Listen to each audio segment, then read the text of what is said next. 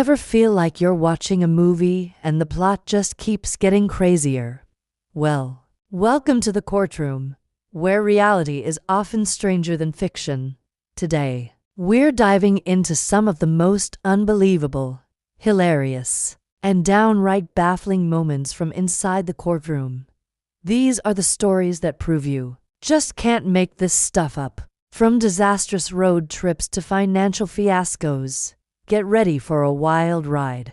Let's start with a classic case of he said, she said, but with a twist. A young man takes his girlfriend's car, and things go south fast. He ends up hitting a fire hydrant, a stationary fire hydrant. His defense: he couldn't see it because of all the things hanging from her rearview mirror. The judge's response was priceless.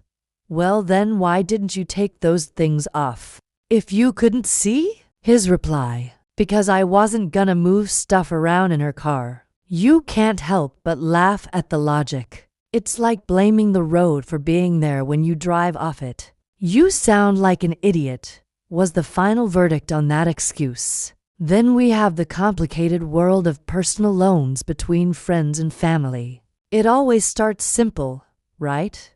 I'll pay you back, they say. One woman explained she loaned money to a friend for a trip. His response: this is a free America. You didn't want to pay. You wouldn't have paid. It's a bold strategy. Let's see if it pays off. In another case, a man is questioned about receiving money from a woman. He argues, we would, go out to eat, or she would buy stuff for the house or things for the bills or whatever. But it wasn't like giving me money. The judge, completely unfazed, just cuts through the noise. It's a masterclass in getting to the point when everyone else is dancing around it. Sometimes, the excuses are so creative they're almost impressive. After leaving a rental property an absolute mess, one person's defense was a whirlwind tour of personal obligations. I was not there, ma'am, and she knew that. I was down in LA taking care of my mother-in-law. When that didn't work, the story changed. Then I was going on a trip to Atlanta. The judge's reaction? I don't care. It's a simple, powerful shutdown. It doesn't matter where you were. The mess was your responsibility. It reminds me of what my smart grandmother used to say: take your hands off the table and stand on your own defeat. And just when you think you've heard it all, someone tries to outsmart the system with a story that falls apart under the slightest pressure. A young woman claimed a man just offered her $100 out of the blue because an ATM wasn't working. The judge saw right through it, calling it a stupid defense and a stupid story for probably what isn't otherwise intelligent. Young lady, it's a classic case of trying to be too clever.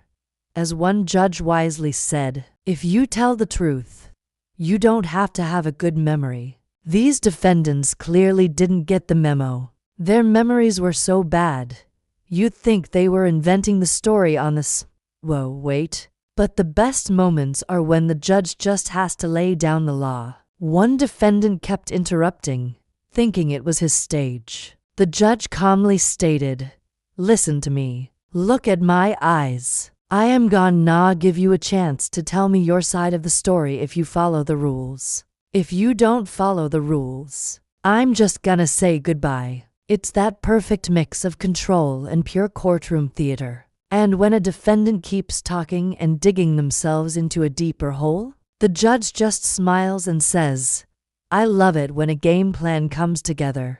Keep talking. It's brilliant. You can almost see the trap snapping shut. In the end, what do we learn from these courtroom chronicles? We learn that hitting a stationary object is probably your fault. We learn that it was to loan is a terrible defense when you owe someone money.